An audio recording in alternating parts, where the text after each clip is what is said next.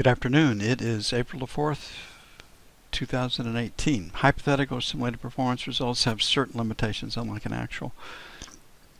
Performance record simulated results do not represent actual trading. Also, since the trades have not been executed, the results may have been overcompensated for the impact of certain market factors, such as lack of liquidity. Simulated trading programs in general are also subject to the fact they're designed with the benefit of hindsight. No representation is being made that any account will or is likely to achieve profit or losses similar to those shown. Wow, what a day. Short covering rallies are violent. They're quick. 40 to 70 points back in the old days. We've had 70 points today. So, betcha Dennis Gartman is not sad that he lifted his shorts the other day, right? Poor guy. We have to know that those are most of the stories that come out on Gartman have to be jokes. But we had one short this morning. It came in the 81 area. We had a 79 to 84 sell. Worked fine. After that, it's just been higher and higher and higher. And it's definitely short covering the 50 lot trader. You can see short, long, short, long, short, long. And you can see what happens when they go long. Right here's the peak buying. Market comes down. Here's the peak selling right in here. Starts back up right here. And here's our peak buying right here on this bar right there. So this player right here is the one that you got to get to go with you to make your trades work out as envisioned. And again, I really, that show we watched last week on Nova, predictions by the numbers, you're going to get pretty good at predicting where you want to be buyers and sellers. And in the world of large numbers, it's going to give you a bottom line. But the thing that you should get out of that predicting by the numbers is that on any given single event, you don't know what in the hell is going to happen. No matter how good your history is, how much money you have in the account, how many years you've been trading, on any event you just flat out don't know. Now, the model that we have is very, very predictive and very, very accurate in the world of large numbers. You should be right 2 out of 3 times. But on any given event, who in the hell knows? And for that reason, you can't back these trades blindly. You want to avoid the trade that has your name on it because you're not that good. And I still, it took me years to really appreciate what I was being told, was that trading is really learning how to take small losses. And they're absolutely right about that. We don't know which trade is going to produce 10 points, 15 points, 70 points. We don't know which trade is going to produce 3 or 4. We don't know which trade is going to produce a loser.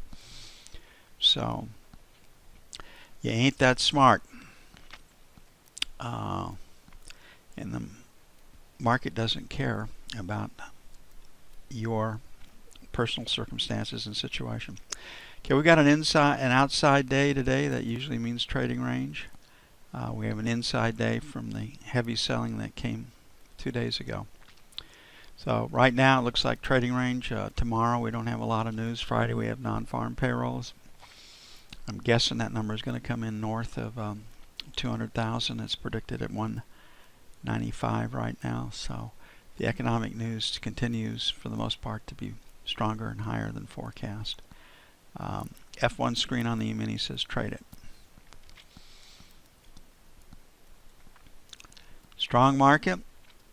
A couple days ago, right there's a Globex high, then 2660, way up there. Here we are. Right now, London overnight, a little bit higher, 39 to 44, sell 1. 49.54, sell 2. On the buy side, 16 to 21, buy 1. 21 to 16 by 1, and then 6 to 11 by 2. Tomorrow, jobless claims 230, and nat gas inventories, don't know. Last week was minus 63B. I'm sure it'll be all of that this week, so there's really no news tomorrow. Friday's non-farm payroll number should contain the trading.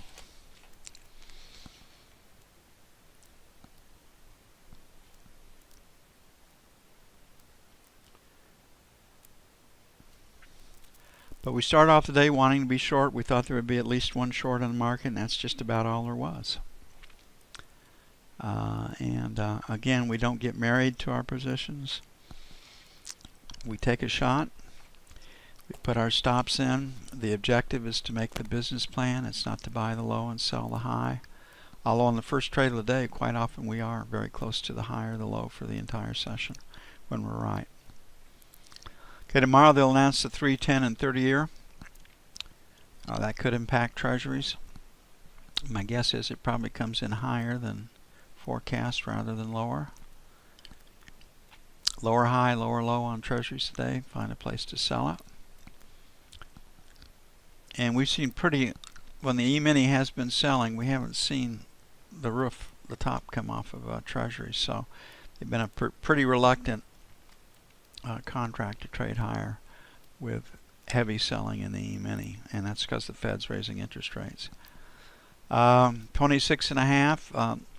There's a seller of the buck to 04, and there has been a buyer at 24 to 28, and that's where we are right now. So we'll make 21.25 by 1,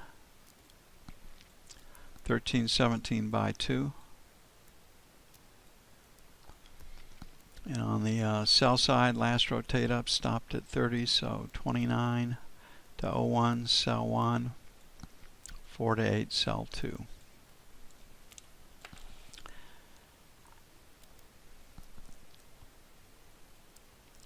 Used to be an old saying back on the floor that when your account was ahead, the exchange was making you an overnight loan. And what the exchange knows in Las Vegas is that for most people, if they can keep you trading long enough, they get all your money because you don't know what you're doing. It takes a long time to learn how to do that. Vegas knows that the time you're most vulnerable is within that first minute after you've had a nice winning hand or won a game of chance, whatever it happened it might be. So Vegas really is built around trying to get you to play the next hand within a minute of the preceding hand, win, lose, or draw. Keep at the table long enough. In the world of large numbers, they've got your money. And in futures trading, it's amazing how long it takes you to build a positive account and how quickly you can lose it plus more. But you really have to be defensive in this game. It's not how much money you leave on the table, it's how much money do you consistently bring home. It means you got to be disciplined. It means you've got to put stops out. If you're really bad on stops, put the damn things out before you put your entry position on. Okay, on the 30-year, last rotate up was 29, then 27, and 24. So 24, 28's number 1. Sell 31's to 03. Okay, the pattern on auctions is for the market to sell Thursday afternoon after the announcement, and Friday into Monday morning, and then they do the auctions. We've got the non-farm payroll numbers on Friday. Good chance of being stronger than forecast. So I don't think you'll find a hesitant seller tomorrow with Friday's news. Okay, buy 1, 9 to 13.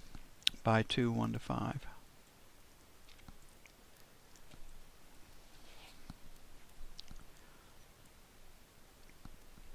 Okay, at least once a month, damn near everybody falls off the tracks.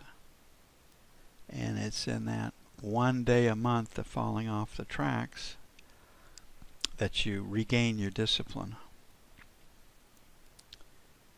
And reason I'm bringing this up is we're dealing with 30, 40, 50, 70, 80 point days right now. If you're not careful, if you're trading too much size, if you double up, you're going to lose your account. And you want to dodge that trade with your name on it. And short covering rallies are swift and violent, almost always 40 to 70 points, and we just saw 70.1 today. Okay, gold as your seller at 50 to 55, and we've had a buyer definitely down here below 15. We do it on monthlies. And so we have a higher low, higher high. This one actually says we can buy it.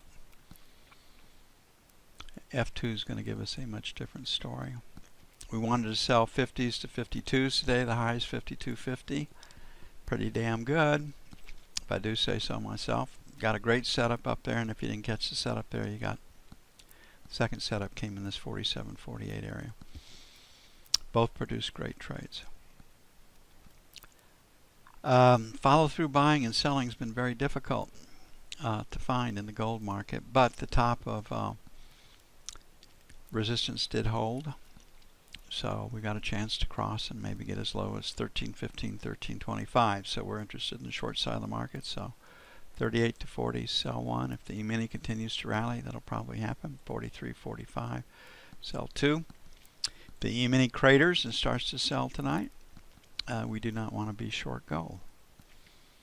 On the buy side, 33 to 35, buy one. 29 to 31, buy two.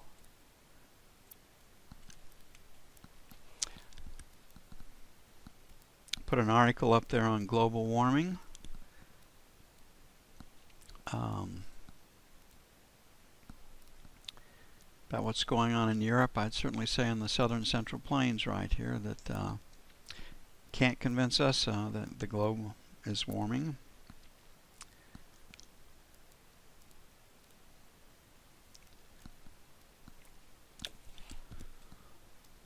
It's all baloney. It's all designed to at least increase your taxes. And the other one is to have an imposed lifestyle put on you.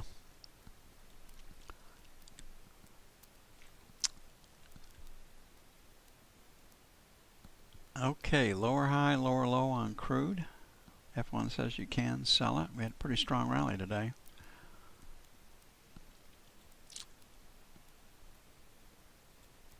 And see, we had 62 and a quarter was our buy this morning. And we did get setups down there. And there's the news, which was bullish. So looks like up here 63.75, 64 would be probably best resistance. So 50 to 75, sell one. 64 even, 64 and a quarter, sell two. On the buy side, 275 to 63 even, buy one. And then 2 and a quarter, 250, buy two. And it may take a quarter to get off a long. We'll have to see. See if we can get through 63.50. Long term, the fundamentals for crude remain weak. More supply than demand at this moment.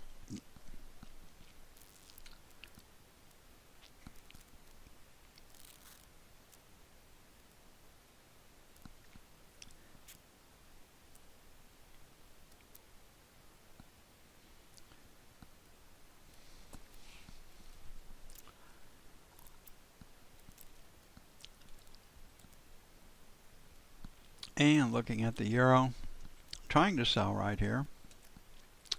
See if it actually happens. Lower high, lower low. So find a place to sell it. We like the short side of the market, but the trades sure as hell don't develop fast enough for me, if you know what I mean.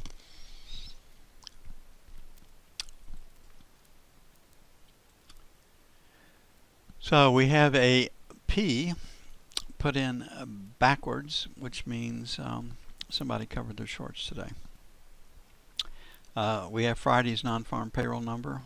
Probably hold the market in check tomorrow, so we'll play for a trading range tomorrow with a buyer at 23.25, 123 even for buy 2, and a seller at 75 and 124 even for sell 2.